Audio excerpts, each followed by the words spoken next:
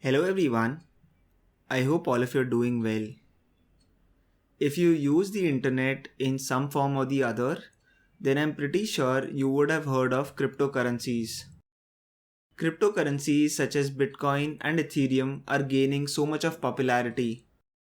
The initial investors of Bitcoins have made a lot of money, while some of the people who have invested in Bitcoins have also lost some good amount of money. It is here that it becomes extremely important to track cryptocurrencies in order for you to make the most of it.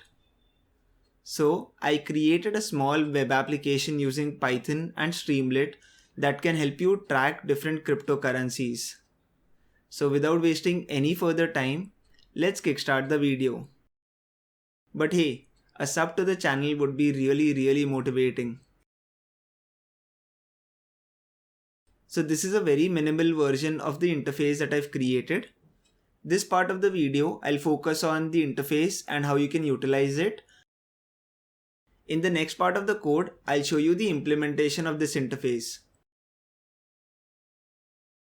The first drop-down menu that I've created will help you select which particular cryptocurrency you want to track. So if you want to track Bitcoin, you can select Bitcoin. If you want to track Ethereum, then you can select Ethereum as well. Just for your information, you can keep appending different things that you want to track. So if there is a new cryptocurrency in town as well, then you can also add it to the current script.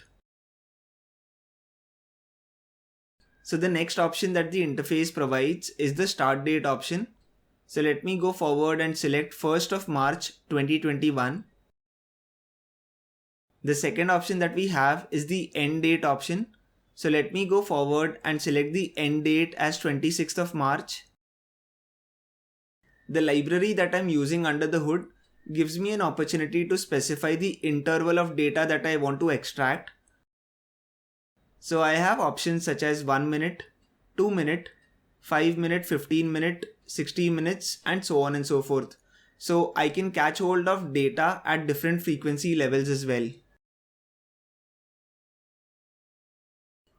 Let me go forward and select the frequency to be equal to 1 day.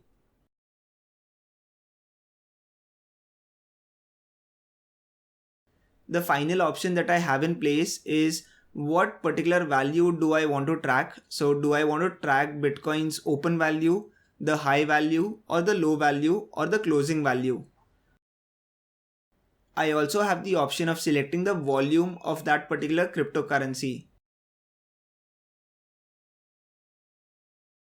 So let me go forward and select the closing value. Now let me click on generate. As you can clearly see, I've generated the closing values of Bitcoin starting from 1st of March till 26th of March. The closing value in the starting part of the month was around 50k. Gradually, it kept increasing and it reached its peak value of 61k on 13th of March. After 13th of March, the value has kept on declining, but it still maintained a level beyond 52k. Keeping everything a constant, the next thing that I do is I change my variable from closing value to volume and I press generate. So as you can clearly see, the volume has been plotted here.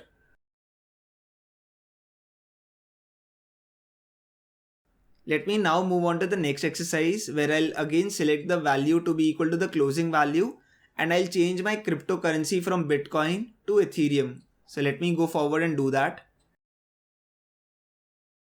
Let me again press generate. So this is the trend of values that I can see for Ethereum from 1st of March till 26th of March. The advantage of using the interface that I've created is that not only can you track Bitcoin movement at a daily level, but you can go even granular and you can track the entire movement of Bitcoin at an hourly level as well. So let me go forward and select Bitcoin. I will select the date range from 18th of March to 25th of March.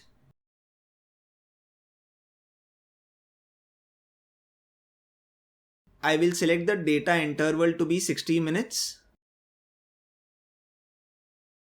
And I'm currently interested in the closing value of Bitcoin. So I'll select the close parameter.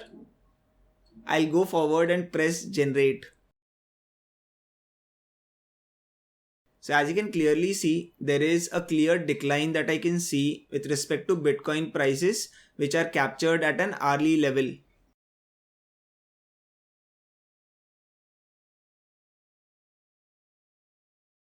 If I want to do a similar analysis for Ethereum, then I just have to select Ethereum and press generate. So it's very evident from the graph that during 13th to 15th March, Ethereum was at a higher value as compared to the rest of the data points that are there.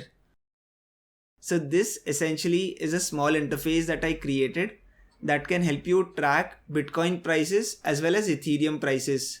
If there are other cryptocurrencies that you have in mind, then you just have to enter some piece of code and you can also extend it to the new cryptocurrency that you have in mind. Now, I'll jump to the second part of the video wherein I'll explain how you can create this interface at your end. So let's do that. As I've already mentioned, I'm using Streamlit to create the web application, and to extract out Bitcoin or the other cryptocurrency prices, I'm using an amazing Python package called as YFinance or Yahoo Finance. Before you start utilizing the amazing package, you first have to install the package. So the way you would install Yahoo Finance is pip install YFinance. Once you've completed all the installations, then you can go forward and import the necessary modules that I'm showing on screen. In the next piece of code, the first line of code is where I create a title for my web application, that is Crypto Tracker. In the second line of code, I create a select box wherein I want the user to select either Bitcoin or Ethereum for a crypto choice. So this entire piece is saved into a variable called as crypto_option. The third and fourth line is where I want to select the date values for the start date and end date. And for both the inputs, I basically select the date_input function from Streamlit.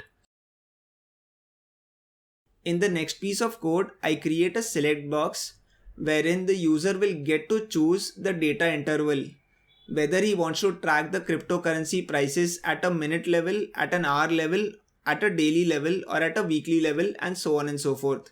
So that is what I've specified here.